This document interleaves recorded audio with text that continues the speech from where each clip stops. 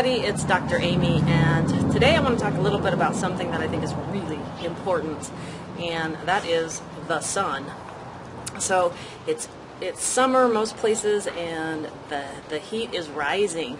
And I don't know how many of you heard about that situation that happened in Glendale, Arizona, but the puppy that was left on the balcony, and literally, you know, the puppy died before they could get to it, and he cooked.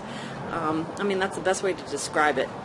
I once had a dog come in who had been left out in the backyard with no water, and when I took his temperature, he didn't even register on the thermometer, which meant his temperature was over 110. And the dog was seizuring, and needless to say, he did not survive the episode. And had he even survived, he probably would have been brain dead or, you know, severely brain damaged. So I want everybody to remember, animals, they depend on us to stay cool. And in certain parts of the world, it really gets warm. I mean, it gets above 100.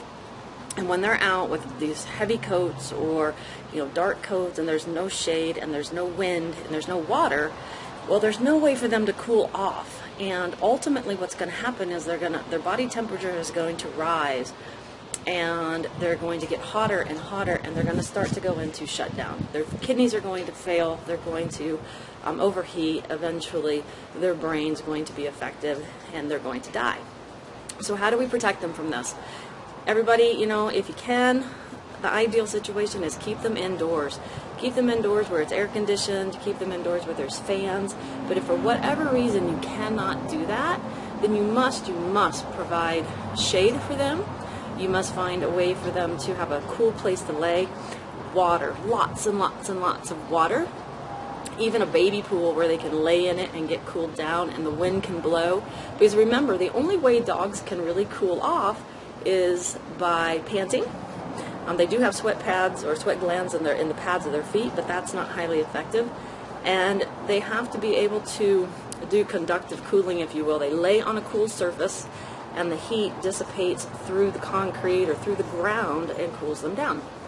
So it's really important that you remember that they will overheat very quickly, and they have to have a means to cool down or to stay cool, because once they get hot, it's really hard to bring that temperature back down to a non-dangerous, non-lethal level.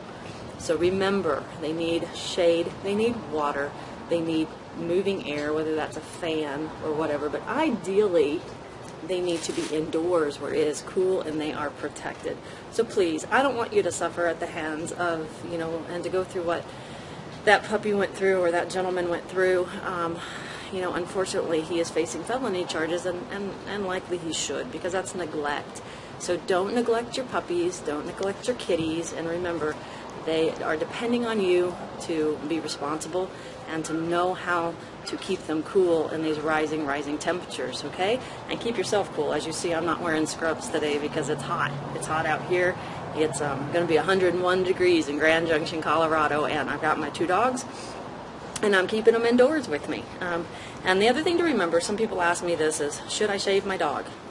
And I'm going to say right now, no. Do not shave your dog, because the coat, the fur of a dog, not only keeps them warm, but it actually acts as an insulation to keep them cooler.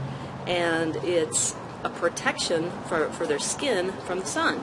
If you shave them, they're not going to be any cooler per se, and now they're at risk for sunburning, okay? So tip number 1, don't shave your dog, okay?